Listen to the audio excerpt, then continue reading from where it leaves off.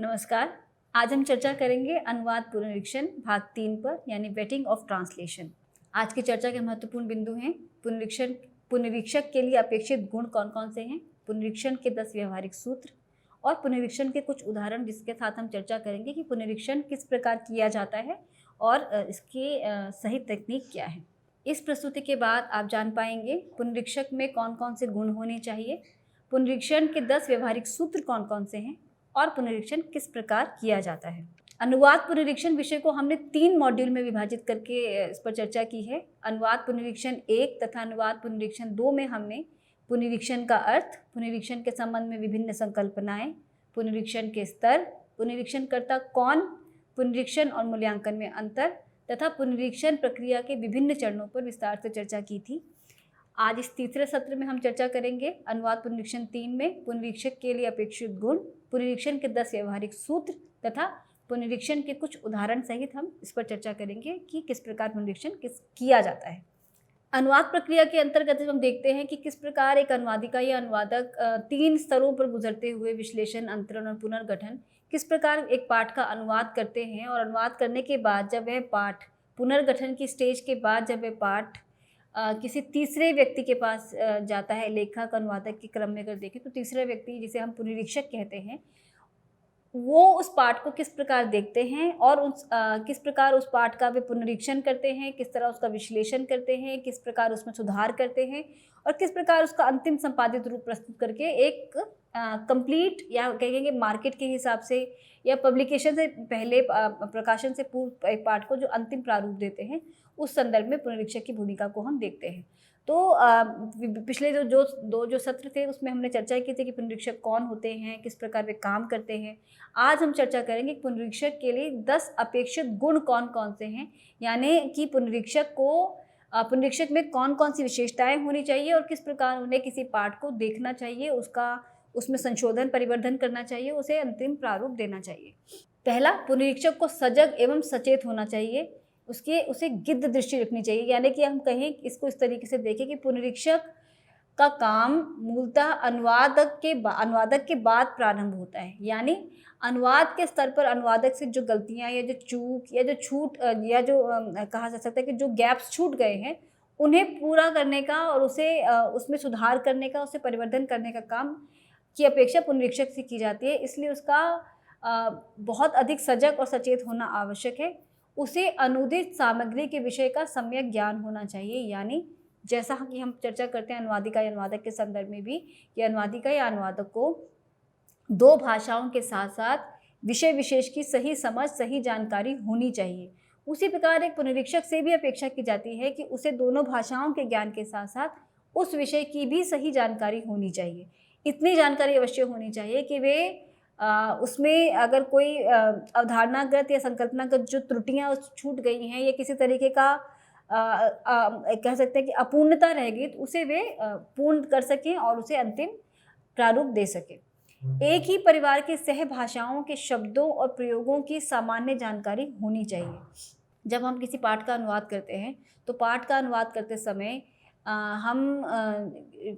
किसी शब्द का अर्थ ढूंढते वक्त उसके विभिन्न पर्यायों को खोजते हैं। विभिन्न पर्याय हमारे ही एक ही भाषा की विभिन्न भाषिक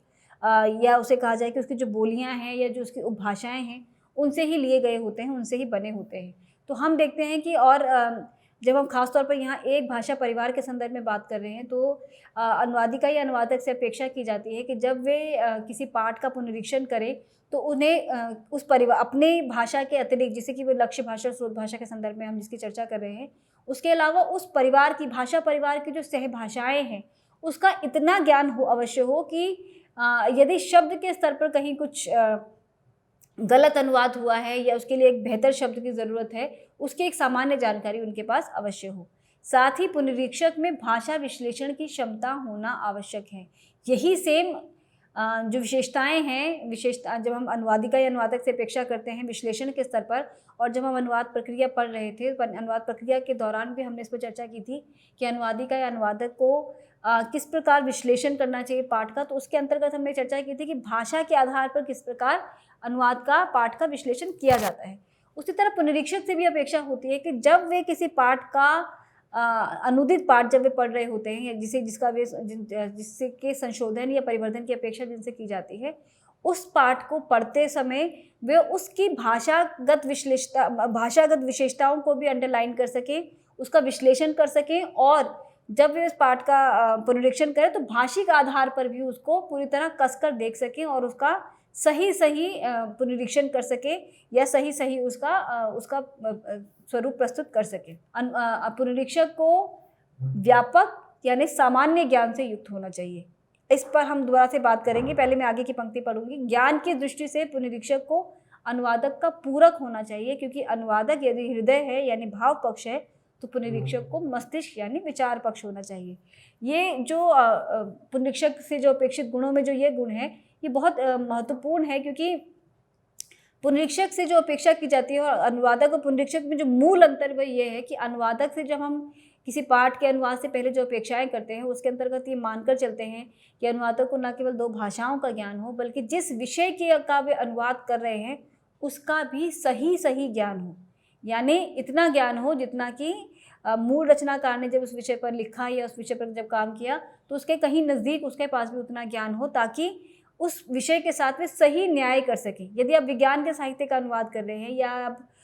विधि साहित्य का अनुवाद कर रहे हैं या आप कार्यालय साहित्य का अनुवाद कर रहे हैं, तो ये बहुत आवश्यक है कि जिस विधि साहित्य का आप अनुवाद कर रहे हैं, बैंकिंग साहित्य का अनुवाद कर रहे हैं, तो बैंकिंग साहित्य की जो कार्यशैली है, जो बैंकिंग साहित्य है या बैंकिंग साहित्य की जो अवधारणागत जो उसके जो विभिन्न आयाम हैं उनकी जानकारी अनुवादक के पास हो। लेकिन जब हम पुनरीक्षक से अपेक्षा करते हैं और वो किसी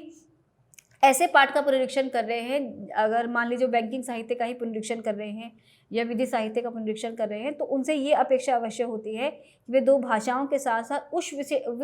विषय विशेष की जिस विषय का वे पुनरीक्षण कर रहे हैं उसकी सामान्य जानकारी हो। ऐसी अपेक्षा नहीं है कि उन्हें अनुवादक की तरह ही गहन स्तर की जानकारी हो, लेकिन उन्हें सामान्य जानकारी अवश्य हो तथा वे अपने आप को अद्यतन कर सकें, अपने आप को अपडेट कर सकें और अपडेटेड इन्फॉर्मेशन के साथ अगर कहीं ज़रूरत है अपना इनपुट देने की, एक पुनरीक्षक होने के नाते, तो वे अपने इनपुट के माध्यम से उस जानकारी को सही मायनों में प्रस्तुत कर सकें। तो यहाँ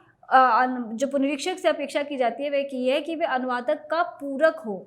यानी कि उसे एक तरह से अगर अनुवाद के स्तर पर जहाँ जो त्रुटियाँ हुई हैं उन त्रुटियों को या उन रिक्तियों को पूरा करने का काम या पूरा करने की अपेक्षा एक पुनरीक्षक से की जाती है। इसीलिए माना जाता है कि पुनरीक्षक को अपनी पुनरीक्षण की प्रक्रिया में बहुत सजग और सचेत होने की आवश्यकता है, क्योंकि अनुवाद करते समय अक्सर अनुवादिका या अनुवादक, अगर हम खासतौर पर अगर सृजनात्मक साहित्य के संदर्भ में बात करें, तो वे उस पाठ के साथ इतना उनका आत्मसातीकरण हो जाता है या उसमें इतना डूब जाते हैं, या हम अगर ज्ञानात्मक साहित्य की बात करें तो अगर वो आपके विषय का अनुवाद है, आपका विषय से संदर्भित वह पाठ है, तो आप उसके अनुवाद के दौरान उस विषय से आपका तारतम्य बन जाता है, तालमेल बन जाता है, और आप उसके अनुवाद के दौरान आप उससे बहुत गहन स्तर पर जुड़कर उस पाठ का पुनर्निर्माण कर रहे होते हैं रचयिता की तरह। अनुवादक के जो तीसरा गुण जिससे उसकी अपेक्षा की जाती है, उसकी जो तीसरी भूमिका है यानी रचयिता की भूमिका, उस स्तर पर उतरकर वे उस पाठ का पुनर्निर्माण कर रहे होते हैं लक्ष्य भाषा के अंतर्गत। तो इसीलिए उसे भाव पक्ष कहा गया है, क्योंकि वो बहुत गहन स्तर पर जुड़ जाते हैं। लेकिन पुनरीक्षक से अपेक्षा है कि वो मस्तिष्क की तरह काम करे, यानी कि हमेशा सजग और सचेत रहे और देखे कि अगर पुनरीक्षक अनुवादक से कहीं किसी प्रकार की त्रुटि हुई है तो पुनरीक्षक उसके पूरक के रूप में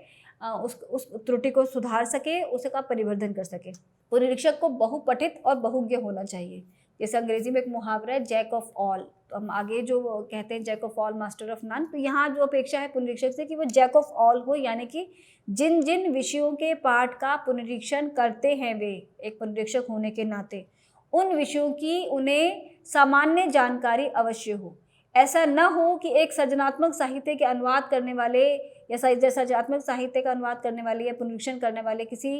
व्यक्ति को या पुनरीक्षक को विधि साहित्य का पुनरीक्षण करने का काम दे दिया जाए या वे करें। तो अगर वे विधि साहित्य का अनुवाद करते हैं या विधि साहित्य का पुनरीक्षण करते हैं तो इनसे अपेक्षा की जाती है कि उसका सामान्य ज्ञान उन्हें ज़रूर हो और उसकी अद्यतन जानकारी से भी वे परिचित हों, उससे वो जुड़े हों और वो किसी न किसी तरीके से उस पाठ को संपूर्णता दे सके। तो इसीलिए अपेक्षा की जाती है पुनरीक्षक से कि वो बहुपठित हो, बहुज्ञ हो, यानी विभिन्न विषयों की उन्हें सामान्य जानकारी अवश्य हो। पुनरीक्षक में सृजनात्मक क्षमता होनी चाहिए, ये हम दोनों ही संदर्भों में समझ सकते हैं, चाहे वह ज्ञानात्मक साहित्य हो चाहे सृजनात्मक साहित्य हो, कि जिस सृजनात्मक क्षमता की ओर यहाँ संकेत किया जा रहा है वह ये कि जब हम अनुवाद की प्रक्रिया के अंतर्गत 3 स्तरों की बात करते हैं, नायडा ने जिस 3 चरणों की बात की थी, विश्लेषण, अंतरण और पुनर्गठन, तो जो अंतरण और पुनर्गठन का जो आयाम है या जो चरण है, वो आपस में वहीं पर एक अनुवादक की एक सही भूमिका की पहचान होती है कि कई बार उन्हें पाठ कठिन लगता है या उसके सही समतुल्य नहीं ढूंढ पाए, या पाठ के सही शब्दों के सही समतुल्य ढूंढ भी लिए तो वाक्य संरचना में उसे तरीके से प्रस्तुत नहीं कर पाए, तो वे कई बार पाठ का अंतरण तो कर देते हैं, लेकिन कई बार उसका जो पुनर्गठित रूप होता है, जिसको हम कहते हैं एक कंप्लीट फॉर्म एक पाठ का होना चाहिए, वो कई बार अनुवादक के स्तर पर ऐसी चूक हो जाती है, गलतियाँ हो जाती हैं। तब एक पुनरीक्षक से अपेक्षा या पुनरीक्षक की जिम्मेदारी और बड़ी हो जाती है कि जब वे किसी पाठ का पुनरीक्षण करें, और ख़ास तौर पर जिसमें इस प्रकार की त्रुटियाँ जिसकी ओर मैंने भी संकेत किया, अगर ऐसा है तो उनमें वह सृजनात्मक क्षमता हो कि वे उसे मूल जैसा ही एक कह सकते हैं कि उसे एक फ्रेम या उस तरह का एक संरचना प्रदान कर सके, इसलिए उसमें सृजनात्मक क्षमता का होना भी आवश्यक है। और मैंने कहा जैसा कि वो ज्ञानात्मक हो चाहे सृजनात्मक, दोनों साहित्यों के संदर्भ में इसका जिक्र किया जा रहा है, क्योंकि जिसे हम फॉर्मेट संपादन कहते हैं पुनरीक्षण के कार्यशैली में, वो उसकी अपेक्षा इसी प्रकार की होती है कि वो उसे अंतिम जो एक स्वरूप है वो दे पाए, उसको एक तरह से एक कंप्लीट फॉर्म उसको प्रदान कर पाए, जो कहीं अनुवादक के स्तर पर छूटी है लेकिन पुनरीक्षक के स्तर पर वह पकड़ में आए और वह संपूर्ण उसका आकार आ सके। उसे अद्यतन सामाजिक स्थिति और परिवर्तनों के प्रति जागरूक होना चाहिए, जैसा मैंने कहा कि उसे अपडेटेड होना चाहिए, जो नई जानकारी है, जिन विषयों का पुनरीक्षण वे करते हैं उससे संबंधित उनके पास अवश्य जानकारी हो, ताकि वे उसके अंतर्गत एक पुनरीक्षक होने के नाते जो उनसे जो अपेक्षाएं की जा रही हैं उनका भी निर्वाह कर सके। पुनरीक्षक को संशोधक और संपादक की भूमिका निभाने वाला होना चाहिए, अर्थात उसमें अनुवाद में तारतम्यता और अंतर संबंध बनाए रखने की क्षमता होनी चाहिए। जिस पुनर्गठन की ओर मैंने भी संकेत किया था अनुवाद की प्रक्रिया के अंतर्गत, वही पुनर्गठन की प्रक्रिया या कहा जाए अपेक्षा यहाँ पुनरीक्षक से की जा रही है कि उसके अंतर्गत एक संशोधक की भूमिका हो, एक संपादक की भूमिका हो जो पाठ में तारतम्य बिठा सके, उसमें एक अंतर संबंध जोड़ सके और उसे मूल जैसा ही स्वरूप दे सके। जैसे हम किसी मूल पाठ को पढ़ते हैं किसी भी भाषा के या किसी भी विषय के, जब हम मूल पाठ को पढ़ते हैं तो उसके अंदर जब एक संपूर्णता होती है, जिसे कहते हैं कि एक कसावट होती है, वही कसावट लक्ष्य पाठ में भी हो, और यदि किसी स्तर पर अनुवादक से चूक हुई है तो पुनरीक्षक उसे पकड़ सके और उसके अंतर्गत जिस तारतम्य और जिस अंतर संबंध की ज़रूरत होती है उस पाठ के संपादन के दौरान, वह गुण उस पुनरीक्षक में अवश्य हों। पुनरीक्षक में सहज बुद्धि, विवेकपूर्ण और मानवीय दृष्टिकोण होना चाहिए। उन्हें जनजीवन को प्रभावित करने वाले यांत्रिक परिवर्तनों, वैज्ञानिक खोज और औद्योगिक विकास से सामान्यतः परिचित होना चाहिए। तो जिन जिन विशेष गुणों की यहाँ चर्चा की जा रही है, वे सभी गुण पुनरीक्षक में तभी अपेक्षित हैं जब वे उस प्रकार के पाठ का पुनरीक्षण कर रहे हैं। यदि वे सामाजिक पाठ का या ऐतिहासिक पाठ का या सृजनात्मक साहित्य का अनुवाद कर रहे हैं या पुनरीक्षण कर रहे हैं, तब उनसे जो अपेक्षाएं हैं वे उसी विषय से जुड़ी जानकारी से संबंधित है कि उन्हें उस विषय की जानकारी हो। और कई बार हम ये भी देखते हैं कि कोई एक विषय, मान लीजिए हम सृजनात्मक साहित्य की बात करें, तो सृजनात्मक साहित्य के अंतर्गत ही सृजनात्मक साहित्य के इतर बहुत सारे विषय उसके अंतर्गत आ जाते हैं। जैसे मान लीजिए किसी समाज की निर्मिति के विषय में या उसके इतिहास के विषय में या विज्ञान के किसी खास शाखा के विषय में, या अगर उसके पात्रों की बात करें तो यदि पात्र किसी खास विषय से जुड़े हुए हैं, मान लीजिए टेक्नोलॉजी से जुड़े हैं, तो उन टेक्नोलॉजी के उन पक्षों के बारे में तब अनुवादक के साथ साथ पुनरीक्षक से अपेक्षा होती है कि उनके पास उन सभी विषयों का इतना ज्ञान अवश्य हो कि यदि अनुवादिका या अनुवादक से किसी स्तर पर उनको सही तरीके से समझने में चूक हुई है या वो इसका सही तरीके से अनुवाद नहीं कर पाए हैं या कहीं छूट गया है, तो वे उसका उस रिक्ति को भर सके और उसे सही कर सके, या अगर यदि वे जानकारी नहीं है तो उस जानकारी से वे समय समय पर अपने आप को अपडेट करते रहें ताकि वे पुनरीक्षण की अपनी जो भूमिका है वो सही तरीके से उसका निर्वाह कर पाएँ। इसके साथ ही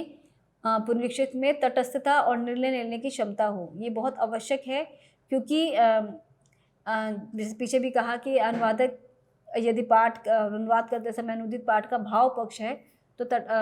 पुनरीक्षक से अपेक्षा की जाती है वे उसको मस्तिष्क पक्ष हो। मस्तिष्क पक्ष यानी कि उसमें तटस्थता हो, यानी कि वे एक बाहर बैठे व्यक्ति की तरह उस पाठ को देख सके, और जब वे बाहर बैठकर किसी पाठ को देखेंगे तब वे वास्तव में उस पाठ की जो त्रुटियां हैं उसको ज़्यादा अच्छे से समझ पाएंगे, उन्हें रेखांकित कर पाएंगे और यदि उनमें निर्णय लेने की क्षमता नहीं है, कई बार होता ये भी है कि हमें एहसास तो हुआ इस बात का कि यहाँ गलती है या यहाँ छूट गया है या ये अवधारणागत तरीके से सही अनुवाद नहीं हो पाया, पर अपने अंदर भीतर अब एक पुनरीक्षक होने के नाते अब भीतर संदेह है कि क्या मेरी जानकारी सही है या नहीं, मैं इसे ठीक करूँ या नहीं करूँ, ठीक करना चाहिए या नहीं करना चाहिए, कहीं अनुवादक नाराज़ तो नहीं हो जाएगा या हो जाएगी, या अनुवादक ने ही कहीं सही तो नहीं किया है। तो ये निर्णय लेने की जो क्षमता है ये बहुत अपेक्षित है, क्योंकि अब वे एक तरह से उस पाठ को अंतिम रूप दे रहे हैं और वहाँ उनकी जो जिम्मेदारी है वे अनुवादक से भी अधिक बढ़ जाती है, क्योंकि पाठ में यदि पुनरीक्षण के बाद यदि कोई त्रुटि मिलती है देखने को, तब अनुवादक से ज़्यादा ये जिम्मेदारी पुनरीक्षक की हो जाती है, क्योंकि उन्होंने उसे एक तरह से फाइनल ओके दिया था। उनके माध्यम से ही वह पाठ दोबारा से जांचा गया, उसमें सुधार किए गए और सुधार करने के बाद यदि उसमें कुछ गलतियाँ थी या कुछ गैप थे उन्हें पूरा किया गया। तो उनमें निर्णय लेने की क्षमता होना बहुत अपेक्षित है। साथ ही उनमें धैर्यशीलता और समर्पित भाव से काम करने की क्षमता भी हो, तभी वे उस पाठ को बिल्कुल संयमित तरीके से तटस्थ दृष्टि से देख पाएंगे और एक तरह से उसका जो मस्तिष्क पक्ष बन सकेंगे और उस पाठ को सही जो स्वरूप है वो दे पाएंगे। विषय वस्तु और उसके प्रकार के आधार पर, यानी पत्रकारिता, कार्यालयी विधि आदि विषयों के आधार पर पुनरीक्षण की प्रक्रिया तय की जानी चाहिए। ये बहुत अपेक्षित गुण है, क्योंकि हम जिस तरह ने कहा कि एक ही व्यक्ति से या एक ही हथियार से हम नहीं कल्पना कर सकते कि सभी काम हो जाएंगे। उसी तरीके से पुनरीक्षक से भी अपेक्षा की जाती है कि वे उन्हीं विषयों का पुनरीक्षण करें जिन विषयों की उन्हें सही जानकारी है या सही समझ है, जिनके साथ वो सही न्याय कर सकते हैं, और साथ ही ये भी तय करें कि जब वे उस पुनरीक्षण की जो प्रक्रिया है जिसके तहत वो उस पाठ का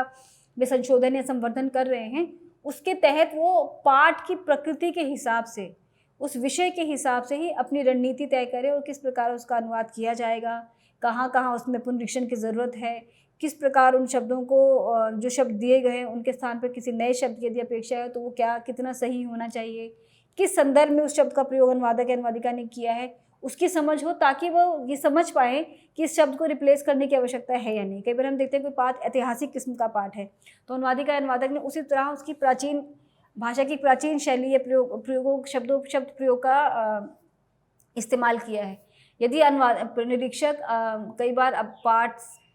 पर हावी होने का प्रयास करें या ये प्रयास करें कि हमें ज़्यादा समझ है और उस पाठ शब्द को रिप्लेस करें, तो ये ज़रूरी है कि वे समझें पहले कि अनुवादिका या अनुवादक ने किस संदर्भ में उन शब्दों का प्रयोग किया था और क्या उन्हें बदलने की ज़रूरत है या नहीं। तो विषय के हिसाब से वे अपनी पुनरीक्षण की प्रक्रिया तय करें, अपनी रणनीति तय करें और उसके अनुसार ही वे इस प्रक्रिया के अंतर्गत प्रवेश करें। अनुवाद में अनुवादक की शैली में उसकी पहचान की गंध नहीं आनी चाहिए।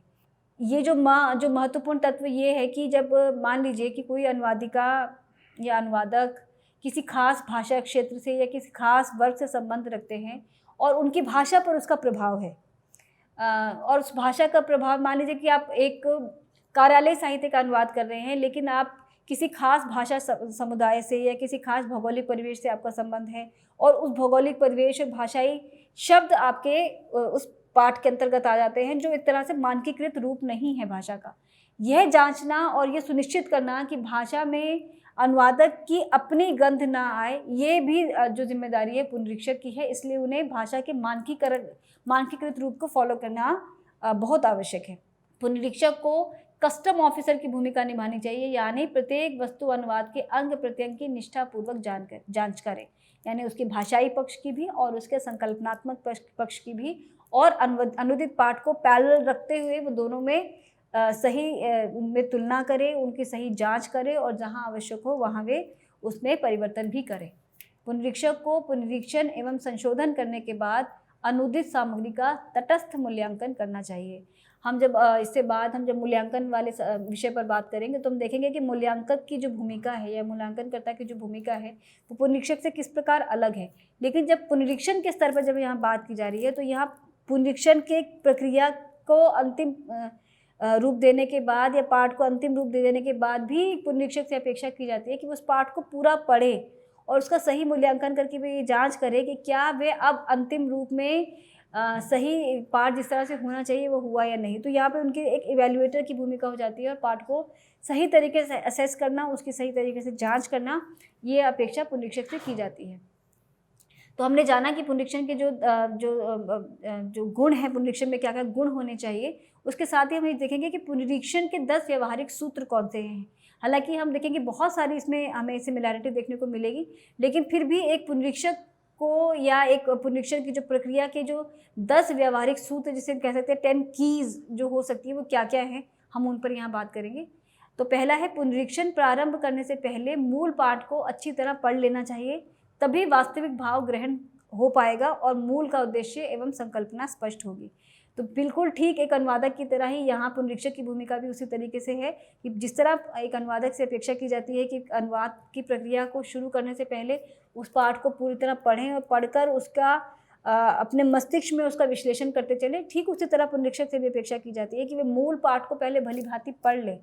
और तब उन दोनों भाषाओं में या दोनों पाठों में तुलना करते हुए वे उसको उसके जो भाषाई स्तर पर या संकल्पनात्मक स्तर पर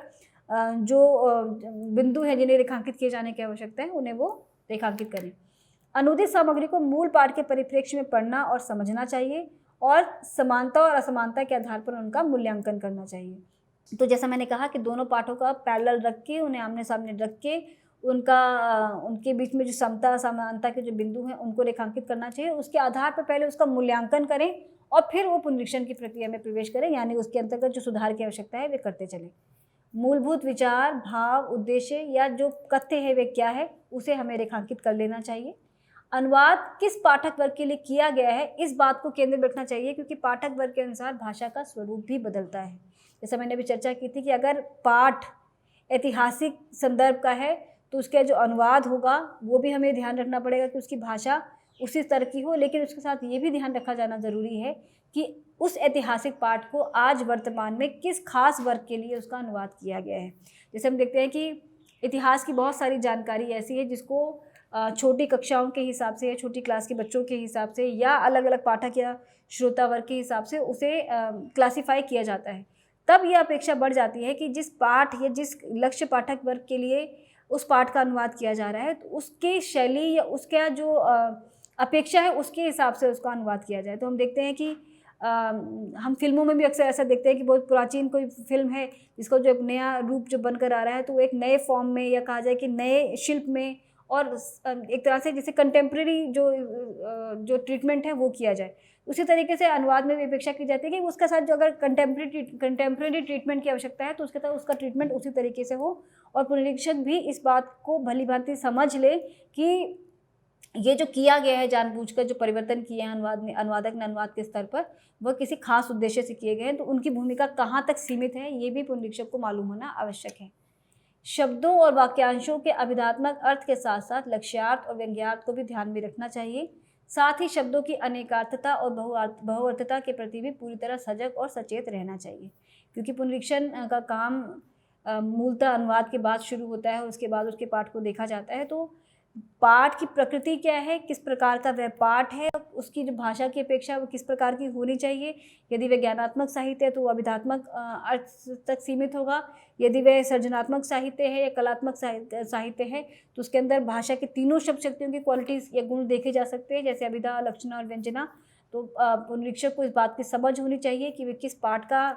पुनरीक्षण कर रहे हैं और जो भाषा की जो विभिन्न अर्थ छवियाँ हैं क्या उन्हें पकड़ने की समझ उनमें है या नहीं है। कहीं ऐसा तो नहीं है कि अनुवाद के माध्यम से, कई बार ऐसा होता है जब हम सृजनात्मक साहित्य का जब हम अनुवाद कर रहे होते हैं तो अनुवाद की जो पद्धति होती है वो शब्दानुवाद ना होकर भावानुवाद हो जाती है। ऐसी स्थिति में क्या होता है, जब मुहावरे लोकोक्तियों को जब हम अनुवाद करते हैं तो शब्द तक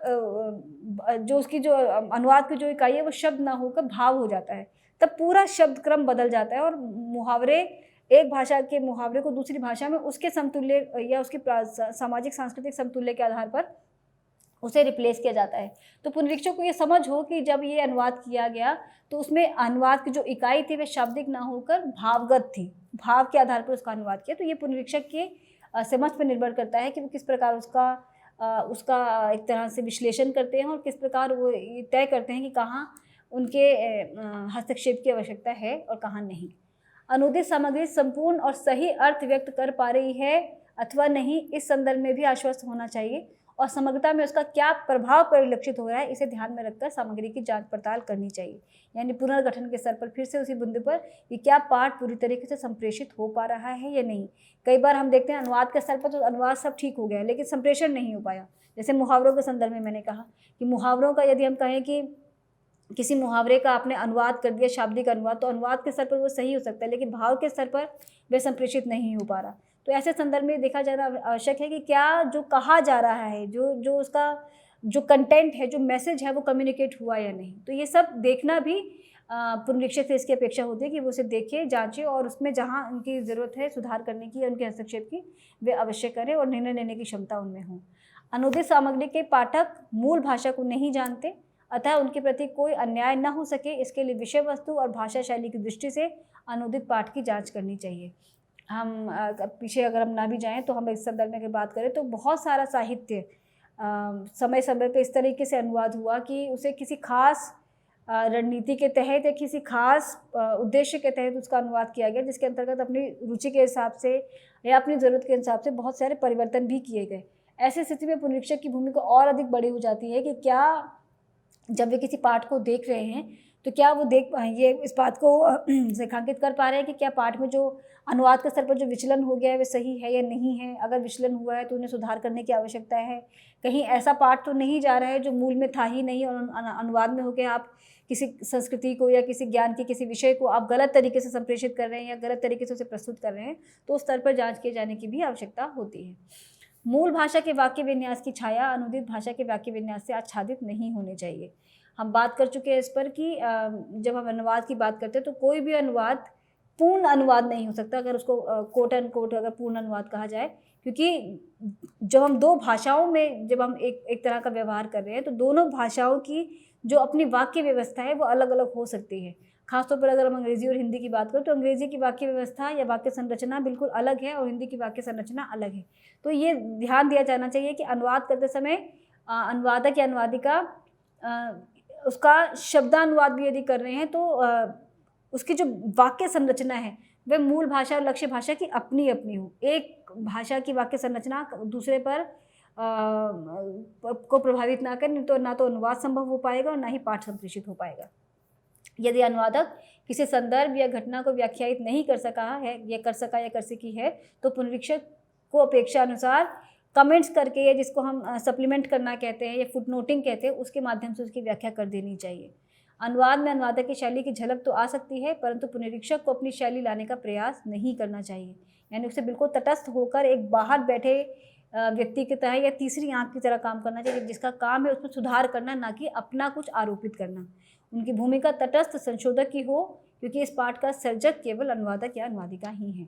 तो हमने देखा कि पुनरीक्षण में कौन कौन सी अपेक्षाएं पुनरीक्षक से की जाती हैं। अब हम कुछ उदाहरणों के माध्यम से समझेंगे और देखेंगे कि किस प्रकार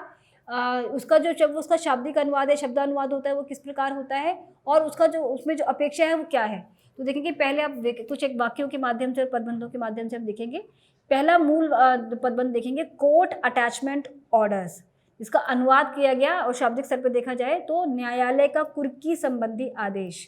ये इसका अनुवाद है जिसको हम शाब्दिक अनुवाद कह सकते हैं। शब्द के स्तर पर देखेंगे तो अनुवाद सही है, लेकिन पुनरीक्षित अनुवाद यानी कि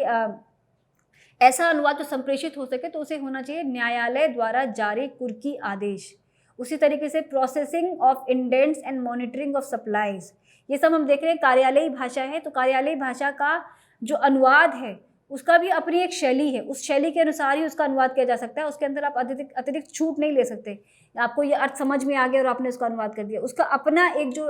प्रस्तुति का जो खास तरीका है, जो पदबंधों का प्रयोग करने का जो तरीका है, जो उसके पदबंध हैं उन्हीं के माध्यम से उन्हें रिप्लेस किया जाता है। तो मांग पत्र एवं मॉनिटरन आपूर्ति संबंधी प्रक्रिया, जबकि इसका पुनरीक्षित स्वरूप होगा मांग पत्र संबंधी प्रक्रिया और पूर्ति की मॉनिटरिंग। तो पहले वाले में शाब्दिक अनुवाद हो गया है, सिर्फ अनुवाद कर भर दिया गया है लेकिन वह स्पष्ट नहीं हुआ है। सेंटर ऑफ एडवांस स्टडीज, प्रगति अध्ययन केंद्र, स्पष्ट है कि ये सिर्फ लिटरल ट्रांसलेशन है, मीनिंग कहीं कम्युनिकेट नहीं हो रहा है। यहाँ एडवांस स्टडी का मतलब प्रगति नहीं है, उच्च अध्ययन है। तो यूनिवर्सिटीज़ के संदर्भ में कहा जाता है कि ये एडवांस स्टडीज़ की यूनिवर्सिटी ऑफ एडवांस स्टडी या एडवांस स्टडीज़ के लिए इसका संदर्भ में इसका इस्तेमाल होता है। तो यहाँ प्रगति अध्ययन इसका अर्थ नहीं है, इसका अर्थ है उच्च अध्ययन। तो उस आधार पर इसका अर्थ मूल में जो अनुवाद है उससे कम्युनिकेट नहीं हो पा रहा, लेकिन पुनरीक्षक की भूमिका यहाँ स्पष्ट है कि किस प्रकार उन्होंने शब्दों का न केवल अनुवाद किया बल्कि भाव को समझकर उसके अनुवाद तक पहुँचे हैं। ग्राउंड रियलिटीज़, भूमि की वास्तविकता, शाब्दिक अर्थ पर आप कह सकते हैं सही है, लेकिन संप्रेषण की स्थिति पर ये एक अधूरा या कहा जाए कि स्पष्ट अर्थ नहीं है। तो ये उसके लिए सही ज़्यादा अच्छा शब्द होगा वस्तु स्थिति या ठोस वास्तविकता। उसमें भी अगर हम कहें तो वस्तु स्थिति, यानी कि उसकी ग्राउंड रियलिटी क्या है, उसकी वस्तु स्थिति क्या है, वास्तविक स्थिति क्या है। तो भूमि की वास्तविकता, यहाँ ground is not important. Ground का मतलब यहाँ सिर्फ वस्तु या एक बेस कहा जा सकता है, यहाँ ग्राउंड का मतलब भूमि नहीं है। तो हमें उसे लिटरल ट्रांसलेशन ना करके उसके भाव को समझते हुए और उस कॉन्टेक्स्ट को समझते हुए उसका अनुवाद करना है। हम देखते हैं कि पुनरीक्षक की भूमिका यहाँ कितनी महत्वपूर्ण है। यदि उसका पाठ का पुनरीक्षण ना हुआ होता तो शायद ग्राउंड रियलिटी का अनुवाद भूमि की वास्तविकता चला जाता, जो कहीं से भी अर्थ को स्पष्ट नहीं कर रहा है। उसी स्तर पर देखेंगे कि एक वाक्य है, juvenile justice is the area of criminal law applicable to persons not old enough to be held responsible for criminal acts. अब यहाँ जो अनुवाद है वह किशोर न्याय आपराधिक विधि का ऐसा क्षेत्र है जो उन व्यक्तियों पर लागू होता है, यहाँ व्यक्तियों से संदर्भ नहीं है, जो उन व्यक्तियों पर लागू होता है जो आपराधिक कार्यों के लिए जिम्मेदार होने के लिए बड़ी आयु के नहीं होते। अनुवाद हो गया है, आप कह सकते हैं सारा का सारा पाठ अनुदित हो गया है, लेकिन पाठ स्पष्ट नहीं हो रहा। यहाँ व्यक्ति केंद्रित नहीं है, यहाँ हम जुवेनाइल बोल रहे हैं तो उन किशोरों की बात की जा रही है जो उस उम्र से कम है जिन पर क्रिमिनल एक्ट लागू होता है। तो यहाँ पुनरीक्षक की भूमिका देखिए, किशोर न्याय दंड विधि का ऐसा क्षेत्र है जो ऐसे किशोरों पर लागू होता है। एक शब्द के परिवर्तन से अर्थ परिवर्तित हो जाता है, जिनकी अवस्था या आयु इतनी नहीं होती कि उन्हें आपराधिक कार्यों के लिए जिम्मेदार ठहराया जा सके। सिर्फ शब्दों का अनुवाद कर देना या सिर्फ भाषांतरण कर देना अनुवादक का काम नहीं है। यदि अनुवादक या अनुवादिका के स्तर पर इस तरह की चूक हो जाती है तो पुनरीक्षक की जिम्मेदारी और अधिक बढ़ जाती है। वे न केवल वाक्य संरचना को ठीक करें, बल्कि अगर शब्दों के स्तर पर अगर कुछ गलती हुई है या संकल्पना के स्तर पर बात स्पष्ट नहीं हो पाई है तो संकल्पना को भी स्पष्ट करें। तो हम देखते हैं कि जिन सूत्रों की या जिन गुणों की बात हम कर रहे थे वो किस तरीके से यहाँ पर अप्लाई होते हैं। उस तरीके से एक और है, an early compliance of the above will be appreciated. पूरी तरह से कार्यालयी भाषा है, उपर्युक्त के शीघ्र अनुपालन की प्रशंसा की जाएगी। यहाँ अप्रिशिएटेड का मतलब प्रशंसा करना नहीं है, यहाँ उसका मतलब है उसको उपर्युक्त विषय पर शीघ्र कार्रवाई करने पर हम आपके आभारी होंगे। तो कई बार कुछ शब्द इस प्रकार प्रयोग किए जाते हैं कार्यालयी भाषा में या अन्य संदर्भों में भी, जिनका लिटरल मीनिंग लेकर आप उनका अनुवाद नहीं कर सकते। तो यहाँ अप्रिशिएटेड का मतलब प्रशंसा किया जाना नहीं है, बल्कि ये कहना है कि उपर्युक्त विषय पर शीघ्र कार्रवाई करने पर हम आपके आभारी होंगे या कार्य संपन्न किया जाए। तो इस संदर्भ में इसे देखा जाना आवश्यक है कि यहाँ शब्दों का अर्थ नहीं, अनुवाद नहीं करना है। यहाँ ये अनुवाद करना ज़रूरी है कि वो पाठ किस तरीके से संप्रेषित हो पाता है। और हम देखते हैं कि पारिभाषिक शब्दावली के लिए या पारिभाषिक जो फ्रेजेस हैं, जो पदबंध हैं, उनके अनुवाद के लिए भी CSTT ने पूरी व्यवस्था की है और CSTT में आपको इनके लिए तय अर्थ सुझाए गए हैं जिसके माध्यम से आप इनका अनुवाद कर सकते हैं। तो आपके दिमाग में अर्थ आ जाने से बात स्पष्ट नहीं होगी। ये ज़रूरी है ये देखा जाना कि क्या वे पाठ उस तरीके से ही अनुवाद हो पाया है जिस तरह से उससे अपेक्षा की जाती है। अब हम देखेंगे वाक्य के स्तर पर, तो एक वाक्य है, Premchand is the greatest name in modern Indian literature and next to Rabindranath Tagore. यहाँ क्रम देखिए, the only one known outside Hindi. He pushed modern Hindi and Urdu fiction from the medieval age to the present times. तो हम देखेंगे इसका अनुवाद, आधुनिक भारतीय साहित्य में प्रेमचंद का नाम सबसे अधिक जाना जाता है, उनके बाद रविन्द्रनाथ टैगोर ही एकमात्र साहित्यकार है। तो यहाँ ऐसा लग रहा है कि रविन्द्रनाथ टैगोर दूसरे स्थान पर है और प्रेमचंद का यहाँ पहले स्थान पर जिक्र किया जा रहा है। तो अनुवाद से एक तरह की भ्रांति पैदा हो जा रही है कि जो वहाँ कहा गया कि नेक्स्ट रविन्द्रनाथ टैगोर, लोग प्रेमचंद को जानते हैं, यहाँ हो रहा है कि जैसे लग रहा है कि प्रेमचंद को पहले जानते हैं, रविन्द्रनाथ टैगोर को बाद में जानते हैं। तो उसको संदर्भ को समझा जाना जरूरी है। प्रेमचंद ने आधुनिक हिंदी और उर्दू कथा साहित्य को मध्यकालीन युग से निकालकर वर्तमान काल से संबद्ध किया, निकाल कर ना होकर उसे जोड़ने के संदर्भ में इसका अर्थ है। तो हम देखेंगे कि अनुवाद जिस तरह किया गया है और पुनरीक्षक ने किस प्रकार उसमें सुधार किया है। प्रेमचंद आधुनिक भारतीय साहित्य की महान विभूति हैं या महान व्यक्ति हैं या महान रचनाकार हैं। प्रेमचंद आधुनिक भारतीय साहित्य के महान रचनाकार हैं और रविन्द्रनाथ टैगोर के बाद वे एकमात्र ऐसे साहित्यकार हैं जिनकी ख्याति हिंदी साहित्य से बाहर भी है। तो हम देखेंगे किस तरह एक तरह से जो वाक्य की जो संहति है वो भी कैसे प्रभावित हुई है और किस तरीके से वाक्य अब ज़्यादा संप्रेषणीय हो पाया है, जिसमें आप स्पष्ट कर रहे हैं कि रविन्द्रनाथ टैगोर के बाद वे एकमात्र ऐसे साहित्यकार हैं जिन्होंने जिनकी जो ख्याति है वो हिंदी साहित्य के बाहर भी है। प्रेमचंद ने आधुनिक हिंदी और उर्दू कथा साहित्य को मध्यकालीन युग से निकालकर आधुनिक युग में प्रतिस्थापित किया। तो किस तरीके से उसके दायरे को विकसित किया, यहाँ मूल रचनाकार का जो एम्फेसिस है वो ये है कि किस तरीके से उन्होंने हिंदी या उर्दू के जो सीमा थी उससे बाहर निकाल कर उसे एक व्यापक परिप्रेक्ष्य में रखा। और प्रेमचंद को आज हम केवल हिंदी या उर्दू रचनाकार के रूप में न जानकर एक भारतीय रचनाकार के और कई बार अंतर्राष्ट्रीय रचनाकार के रूप में भी जानते हैं। तो अनुवाद के स्तर पर देखेंगे तो आप कह सकते हैं अनुवाद के स्तर पर ये अनुवाद ठीक है, पर अगर संप्रेषण के स्तर पर कहा जाए तो संप्रेषणीय नहीं है। यह पाठ पूरी तरीके से उस बात को स्पष्ट नहीं कर पाता जहाँ पर मूल रचनाकार ने एम्फेसिस या बल देने का प्रयास किया है। उसी तरह कुछ और उदाहरण हमारे सामने हैं। Microscopy opened up a whole world of fine structure. अब यहाँ फाइन का इन्होंने अति सुंदर कर दिया है, जबकि यहाँ अति सुंदर ना होकर उसका अनुवाद सूक्ष्म होना चाहिए था, क्योंकि जब हम फाइन स्ट्रक्चर कह रहे हैं तो वहाँ उसकी बारीकी की ओर संकेत है। सूक्ष्मदर्शी ने अति सुंदर, अब सूक्ष्मदर्शी से ही स्पष्ट है कि हम सूक्ष्मता की ओर हमारा संकेत है, ना कि सुंदरता की ओर। तो जिस माइक्रोस्कोप की बात की जाए तो माइक्रोस्कोप ने हमें एक सूक्ष्म जो संसार है उससे भी हमें परिचित करवाया। तो यह अति सुंदर नहीं होगा, यहाँ सूक्ष्म होना चाहिए। तो यहाँ पर हम देखते हैं कि किस प्रकार आप कह सकते हैं कि शाब्दिक स्तर पर यह अनुवाद ठीक है, लेकिन संकल्पनात्मक स्तर पर यह अनुवाद अधूरा अनुवाद है, या कह सकते हैं कि इसे संकल्पना ही संप्रेषित नहीं हो पा रही, असंप्रेषणीय है। What are credit facilities available in your bank. आपके बैंक में रकम या धन जमा करने की क्या क्या सुविधाएं उपलब्ध हैं, आपके बैंक में कौन कौन सी ऋण सुविधाएं उपलब्ध हैं। तो रकम या धन जमा करना भी आप कह सकते हैं कि बात वही है, लेकिन जब हम यहाँ टेक्निकल संदर्भ में जब हम इसको देख रहे हैं तो बैंकिंग की शब्दावली में किस प्रकार की भाषा का प्रयोग किया जाता है इस पर भी ध्यान दिया जाना जरूरी है, क्योंकि उसका उद्देश्य एक तो एकार्थी या एक रूपता रखना है, और दूसरा कि वह संप्रेषणीय हो, आम जन तक, जन सुलभ शैली तक पहुँच सके। तो कुछ ऐसे टर्म्स जो आम जन ने भी अपने जीवन में जिनको स्वीकार लिया, जिसमें क्रेडिट है, डेबिट है, ऐसे बहुत सारे शब्द हैं, लोन है, रिसीप्ट है, ये सब शब्द अब एक तरह से केवल बैंक के शब्द नहीं रह गए हैं। बैंक के संदर्भ में हम आम जन के जीवन में भी इन शब्दों का उस तरह ही प्रवेश हो चुका है। तो इसी तरीके से इनके जो अनुवाद जो सुझाए जाते हैं वो भी इस तरीके से किए जाएं कि वे पारिभाषिक भी हों और जन सामान्य के लिए सरल भी हों, सहज भी हों, बोधगम्य भी हों। The plant has been reported from Punjab. ये पौधा पंजाब से प्रतिवेदित है। अब यहाँ इसको लिटरल ट्रांसलेशन कर दिया गया है। रिपोर्टेड का डिक्शनरी में मीनिंग प्रतिवेदित मिला, तो रिपोर्टेड को प्रतिवेदित कर दिया गया, जबकि उसके भाव को नहीं समझा गया। भाव ये है कि ये पौधा पंजाब, इसकी सूचना मिली है कि पंजाब में भी ये पौधा पाया जाता है। तो इसका अर्थ ये है कि इसकी ये सूचना मिली है, ये खबर पता चली है कि ये पौधा पंजाब में भी पाया जाता है, तो ये पौधा पंजाब में भी मिलता है। इसको आपको ये देखना होगा कि जिस स्टाइल में पाठ लिखा गया है उसी स्टाइल से या उसी शैली में उसका अनुवाद भी आवश्यक है। हम देखते हैं कि जो हमारा कार्यालयी साहित्य है या विधिगत साहित्य है, बैंकिंग का जो साहित्य है, वह सब मूलतः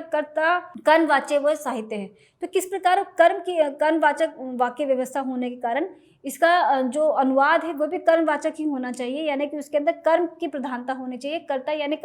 जो डूअर है उसकी भूमिका उस तरह से नगण्य होती है, क्योंकि यहाँ पद का महत्व अधिक है। तो उस स्तर पर हमको देखना है कि जिस शैली में, जिस खास तरीके से अनुवाद जो मूल पाठ लिखा गया उसी खास शैली में, उसी स्वरूप के साथ उसका अनुवाद भी प्रस्तुत किया जाए। I am proud of the good work being done by this centre. केंद्र द्वारा किए जा रहे अच्छे कार्य पर मुझे गर्व है, या मुझे इस बात का गर्व है कि केंद्र बहुत अच्छा काम कर रहा है। दोनों आप तो कह सकते हैं सही हैं, लेकिन शायद स्पष्टता की दृष्टि से या एक कॉम्पैक्टनेस की दृष्टि से, वाक्य की संकल्पना की दृष्टि से हम देखते हैं कि मुझे इस बात का गर्व है कि केंद्र बहुत अच्छा काम कर रहा है। तो हम इसको न केवल अनुवाद की दृष्टि से देखें, बल्कि इसे इस तरीके से भी देखें कि इसका जब प्रयोग किया जाए तो वो प्रयोग किस प्रकार से होगा। Work hard, play by the rules and never quit. परिश्रमी बने, नियमों का पालन करें और जिम्मेदारी से न बचें। तो जिम्मेदारी से न बचें, और यहाँ इन्होंने कहा पक्का इरादा। तो यहाँ इसको एक तरह से अगले वाक्य में इसको, यहाँ ये एक वाक्य बन जाता है और पुनरीक्षण में जाकर ये एक फ्रेज के रूप में इसे प्रस्तुत किया गया, जिस तरह से मूल सेंटेंस में या मूल वाक्य में है। तो हम देखते हैं कि इसकी शैली, भाषा की प्रयुक्ति, और ख़ास तौर पर जिस क्षेत्र विशेष के लिए, जिस विषय विशेष के लिए इसका अनुवाद किया जा रहा है, उसकी अपनी शैली, उसके शब्द प्रयोग, उसकी पारिभाषिक शब्दावली, इन सारे गुणों को फॉलो करना, इन सारे बिंदुओं पर ध्यान दिया जाना भी आवश्यक है। और यदि इनका पालन नहीं होता है तो एक हम देखते हैं कि उदाहरण के रूप में हम देखें, बहुत सारे ऐसे उदाहरण हैं जहाँ अनुवाद सही तो है, अगर हम उसको सही दृष्टि से करें कि आप कह सकते हैं कि एडिक्वेट तो है, लेकिन वो उतना संप्रेषणीय या उतना कम्युनिकेबल नहीं हो पाया जितने की उससे अपेक्षा थी, या वह पाठ में मूल पाठ जैसा जो उसका जो आस्वाद था वो नहीं आ पा रहा है। हमने देखा कि अनुवाद पुनरीक्षण में अनुवाद की जांच, सुधार तथा उसकी भाषा शैलीगत पर्याप्तता आदि पर भी गौर किया जाता है। इससे जहां सामान्य भूलों का सुधार हो जाता है, वहीं अनावश्यक विस्तार के अंतराल को भी रोका या पूरा किया जा सकता है। पुनरीक्षक एक अच्छा पाठक, भाषाविद तथा समाज संस्कृति के प्रति संवेदी कुशल अनुवादक होता या होती है, जो तटस्थ भाव से मूल पाठ तथा लक्ष्य पाठ के बीच तादात्म्य बैठाने का प्रयास करते हैं। पुनरीक्षक अनुवादक की अपेक्षा अधिक सजग एवं पाठकीय दृष्टि संपन्न व्यक्ति होता है या होती है, जो इस अन्यकृत पाठ की लक्ष्य वर्ग में स्वीकार्यता के पक्ष पर अपना ध्यान केंद्रित करते हैं। तो हम देखते हैं कि किस प्रकार एक तीसरी आंख की तरह, थर्ड आई की तरह, ईगल आई की तरह हम एक पुनरीक्षक से अपेक्षा करते हैं कि वे एक बाहर बैठे व्यक्ति की तरह, एक तटस्थ व्यक्ति की तरह न केवल उस पाठ को पढ़ें, बल्कि उस पाठ का विश्लेषण करें, उस पाठ को अलग अलग स्तर पर एक जांच करें कि किसको उनका एक ओके मिल सकता है, या कहा जाता है कि उनकी स्वीकृति मिल सकती है, और कहाँ कहाँ फिर से देखे जाने की ज़रूरत है, चाहे वे वाक्य के स्तर पर हो, चाहे भाव के स्तर पर हो, चाहे शब्दों के प्रयोग के स्तर पर हो, चाहे भाषिक संरचना के स्तर पर हो, भाषिक प्रयुक्ति के स्तर पर हो, शैली या स्वरूप के स्तर पर हो। तो हर स्तर पर, शिल्प से लेकर भाषा और कथ्य से लेकर संकल्पना, हर तरीके से एक पुनरीक्षक की भूमिका एक मूल्यांकनकर्ता की भी होती है, एक टीचर की भी हो सकती है, एक अनुवादक की भी हो सकती है, एक बाहर बैठे किसी एक पाठक या दृष्टा की भी हो सकती है, जो उस पाठ को बिल्कुल तटस्थ दृष्टि से देख रहे हो और जो उसकी चूकों को न केवल रेखांकित कर सकते हैं, बल्कि उसके पास ये अधिकार भी है कि वो उनमें परिवर्तन कर सके और उसे अंतिम उसका स्वरूप दे सके, उसे इस तरीके से प्रस्तुत कर सके कि उसके बाद उसके अंदर गलतियों की या चूकों की संभावना न बचे। तो क्योंकि पुनरीक्षण का काम सीधा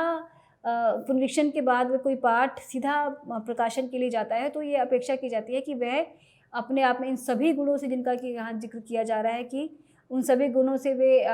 लेस हो और पाठ को सही दृष्टि से, एक तटस्थ दृष्टि से उसका देख सके, उसका पुनरीक्षण कर सके। धन्यवाद, नमस्कार।